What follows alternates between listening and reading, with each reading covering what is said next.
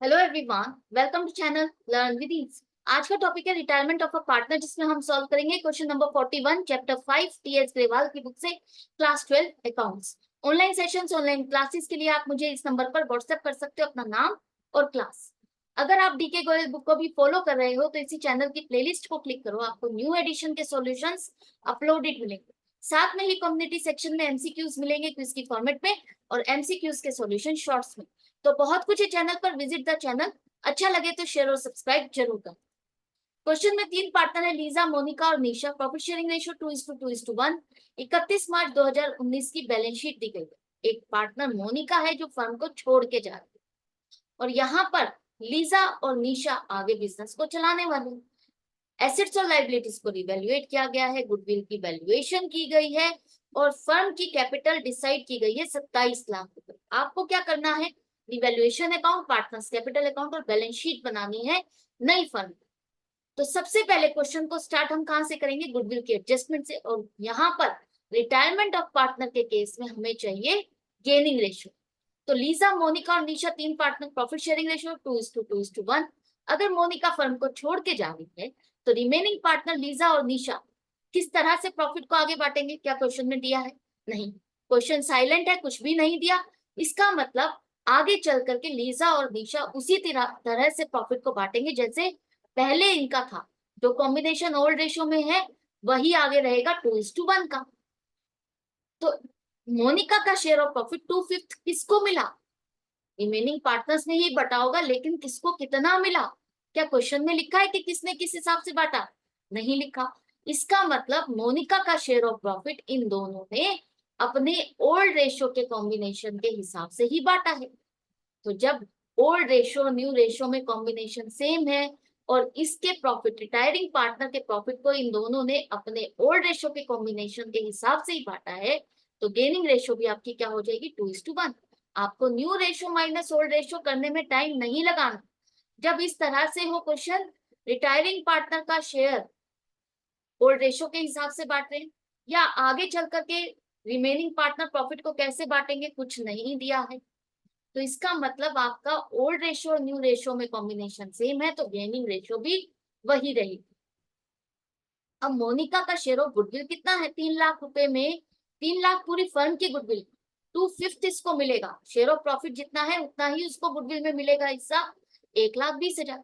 कौन देगा इसको? क्या फर्म देगी? नहीं, फर्म तो नहीं दे सकती, क्योंकि गुडविल को हम तभी रियलाइज करेंगे जब हम पूरा बिजनेस वाइंड अप करेंगे, जब हम किसी को बेचेंगे और हमें पैसा मिलेगा। ये हम बिजनेस अभी तो वाइंड अप कर नहीं रहे, हम तो सिर्फ रिकॉन्स्टिट्यूट कर रहे हैं, रिवैल्यूएट कर रहे हैं। यहाँ पर ये पैसा जब भी बटेगा आगे चल करके, जब भी गुडविल बेचेंगे तो ये पैसा इसका किसको मिलने वाला है? जिस टाइम पर ये बटेगा उस टाइम पर मोनिका तो नहीं होगी, मोनिका तो आज ही रिटायर हो रही है, तो इसका शेयर ऑफ गुडविल बटने वाला है। तो किसके बीच में बटने वाला है, किसको फायदा मिलने वाला है इसका? लीजा और निशा को ही, क्योंकि आगे इन्हीं दोनों में ही शेयर ऑफ प्रॉफिट बट रहा है, तो ये शेयर ऑफ गुडविल भी इन दोनों को ही ट्रांसफर होगा। कितना कितना? 1,20,000 को इन दोनों में गेनिंग रेशियो के हिसाब से ही बांटा होगा। इसी हिसाब से इन दोनों का शेयर ऑफ प्रॉफिट बढ़ रहा है, तो इसी हिसाब से इन दोनों का शेयर ऑफ गुडविल भी बढ़ करके मिलेगा। तो 1,20,000 का 2/3 लीजा को मिलेगा, 1,20,000 का 1/3 40,000। इन दोनों को किस हिसाब से फायदा हो रहा है, 1,20,000 में किस हिसाब से किसको कितना मिला, उसी हिसाब से तो ये पेमेंट करेंगे। तो ये दोनों एक तरह से खरीद रहे हैं शेयर ऑफ गुडविल मोनिका से, जिसकी ये पेमेंट कर रहे हैं। तो ये दोनों के अकाउंट आप डेबिट करोगे, इनसे पैसा लेना है और मोनिका को देना है। 1,20,000 उसके अकाउंट को क्रेडिट कर। आई होप ये अच्छे से समझ में आ गया। 2:1 की रेशियो में आप इसको बांटोगे, तो जिससे जितना पैसा लेना है उसके अकाउंट को डेबिट और मोनिका को देना है तो उसके अकाउंट को क्रेडिट करना है। अब partners current, sorry, capital account आपको बनाने के लिए कहा है। तो ओपनिंग बैलेंसेस आपके पास है बैलेंस शीट में, साथ के साथ लिखो। फॉर्मेट तैयार है, साथ के साथ करोगे पोस्टिंग तो कोई भी चीज मिस नहीं होगी। अब गुडविल के एडजस्टमेंट के लिए इसको पैसा मोनिका के अकाउंट में क्रेडिट होना है, तो इसके अकाउंट में जिससे जितना पैसा आएगा वो लिखो और लीजा और निशा से ये पैसा हमको लेना है। करेक्ट? यहां तक क्लियर हो गया? इसके बाद चेक करो क्या कोई बैलेंस शीट में रिजर्व है, कोई ऐसा खर्चा जो पार्टनर से डिस्ट्रीब्यूट होना है? नहीं, कुछ भी नहीं है। नेक्स्ट स्टेप आता है आपका रिवॉल्यूशन का। रिवॉल्यूशन में land and building appreciated by 2,40,000। Appreciated का मतलब वैल्यू बढ़ गई, 2,40,000 से वैल्यू बढ़ गई। लैंड एंड बिल्डिंग 10 लाख की 12,40,000 हो गई, तो 2,40,000 का आपको फायदा हो गया, जिसे आप कहाँ लिखोगे, क्रेडिट साइड। और यहाँ बैलेंस शीट का फॉर्मेट तैयार है, साथ ही साथ अपडेटेड वैल्यू लिखो 12,40,000। इसके बाद 50% स्टॉक हमारा रिटायरिंग पार्टनर मोनिका ने बुक वैल्यू पर ले लिया। मतलब जो हमारा स्टॉक है 10 लाख का, उसका आधा स्टॉक 5 लाख रुपए का बुक वैल्यू पर मोनिका ने खरीद लिया। बुक वैल्यू मतलब जो वैल्यू आपकी बैलेंस शीट में आ रही है उसी वैल्यू पर इसने खरीद लिया। तो ये 5 लाख रुपए का अगर इसने खरीदा तो क्या इसने पेमेंट की है? पेमेंट तो नहीं की, अभी इससे पेमेंट लेनी है। तो हम क्या करेंगे, इसके कैपिटल अकाउंट को डेबिट करेंगे कि हमें इससे पैसा लेना है, क्योंकि इसने स्टॉक लिया। तो Monika capital account debit to stock account, जितना स्टॉक उसने लिया। बाकी स्टॉक हमारा कितना बच गया, 5 लाख रुपए का। रिवैल्यूएशन में इससे रिलेटेड कुछ नहीं आएगा, क्योंकि एसेट की वैल्यू कोई ना बढ़ रही है ना घट रही है, ना ही आपको प्रॉफिट हो रहा है सेल करने पर, ना ही लॉस हो रहा है। तो आपके स्टॉक की वैल्यू जितनी थी उतनी ही है। आधा स्टॉक पार्टनर ने ले लिया तो उसके अकाउंट में आपने डेबिट कर दिया। प्रोविजन फॉर डाउटफुल डेट्स 5% बनाना है। डाउटफुल डेट्स 4 लाख है तो 5% 20,000 का प्रोविजन करना है। तो रिवैल्यूएशन में आ जाओ। एक तरह से ये खर्चा है, आप ये मान के चल रहे हो कि 20,000 के मेरे डेटर्स डूब जाएंगे। डूबे नहीं है, आप एक तरह से प्रोविजन बना रहे हो, रिजर्व बना रहे हो। तो पैसा आप एक रिजर्व में ट्रांसफर कर रहे हो, ठीक है। तो ये एक तरह से खर्चे का रिजर्व है, तो इसलिए आपके लिए नुकसान है। तो यहाँ पर डेटर्स में यहाँ पे दिखाओ, debtors 4 lakh less provision 20,000, 3,80,000। Provision for doubtful debts बनाए ना आपने, ये एक तरह से आप खर्चा मान के चल रहे हो। अभी वो प्रॉपर खर्चा नहीं है, ये सिर्फ प्रोविजन डालो। जब एक्चुअल बेड डेट्स होंगे तो हम माइनस करेंगे। कहाँ से? इस बेड डेट्स जो भी होंगे डेटर्स में से, तब आप माइनस करोगे और उसे प्रोविजन से एडजस्ट करोगे। करेक्ट। अब यहाँ पर नेक्स्ट पॉइंट आपका क्या है, मशीनरी भी आपकी डेप्रिशिएट हुई है 10% से। मशीनरी आपकी 12 लाख की है, 10% से वैल्यू घट गई, तो 1,20,000 से एसेट की वैल्यू घटना नुकसान है। 1,20,000 रिवैल्यूएशन में डेबिट साइड पे लिखो, और अब बैलेंस शीट में मशीनरी 12 लाख की जगह कितनी रह गई, 10,80,000।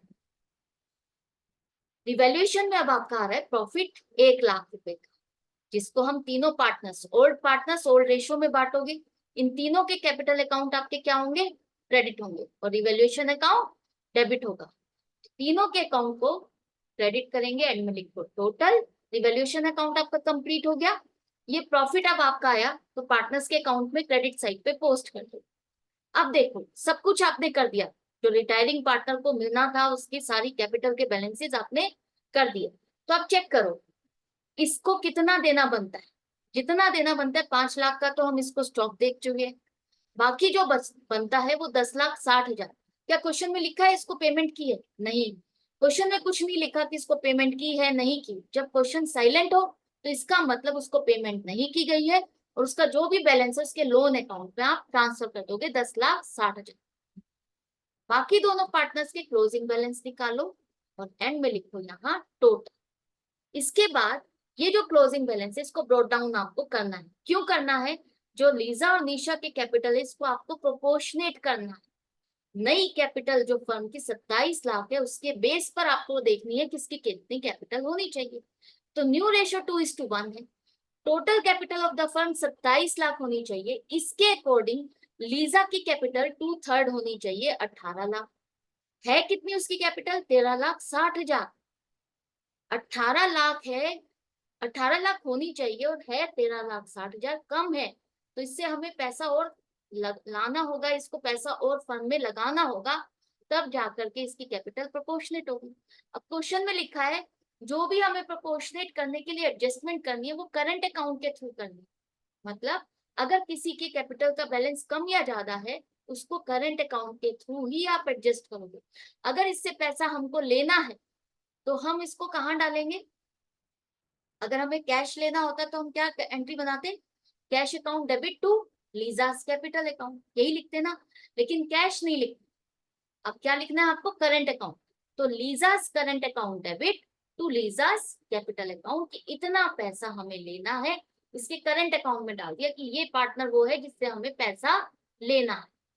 इसी तरह से निशा का 1/3 होनी चाहिए 9 लाख रुपए, 27 लाख का 1/3 9 लाख कैपिटल होनी चाहिए, है कितनी? 3,40,000। तो कम है, इसकी कैपिटल भी 5,60,000 से कम है, इसको भी इतना पैसा लगाना होगा, तब जाकर के नई कैपिटल के बेस पे इन दोनों की कैपिटल प्रोपोर्शनेट होगी। तो यहाँ पर Nisha's current account debit to Nisha's capital account, तो दोनों को पैसा लाना है ना, तो दोनों के करंट अकाउंट डेबिट हो गए। अब यहाँ पर आप पोस्ट करो बाय करंट अकाउंट्स, इसको इतना पैसा लाना है, इसको इतना पैसा लाना है, और फिर जाकर के इन दोनों के कैपिटल के बैलेंसेस ये हो गए and report total. Partners capital account complete. Balance sheet में आप देखो, एसेट साइड पे आपका सब कुछ आ गया, सिर्फ बैंक रह गया। बैंक में आपका कोई चेंज नहीं है, कोई ना पेमेंट की ना आई, तो 40,000।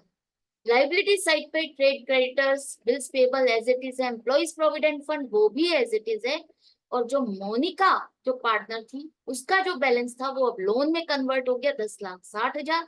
लीजा और निशा के कैपिटल के बैलेंसेस आपने यहाँ जो निकाले हैं वो 27 लाख, और जो इनसे पैसा हमको लेना है ना, इनके करंट अकाउंट को आपने डेबिट किया है, तो ये बैलेंसेस लिखना मत भूलना। अगर ये नहीं लिखे तो आपकी बैलेंस शीट मैच नहीं करेगी। ये लेना है तभी तो इनकी कैपिटल के बैलेंसेस इतने होंगे। तो लीजास करंट अकाउंट 4,40,000 और निशास करंट अकाउंट 5,60,000 डेबिट बैलेंस है, इनसे पैसा लेना है, फर्म को इनसे पैसा लेना है, अभी इन्होंने दिया नहीं है।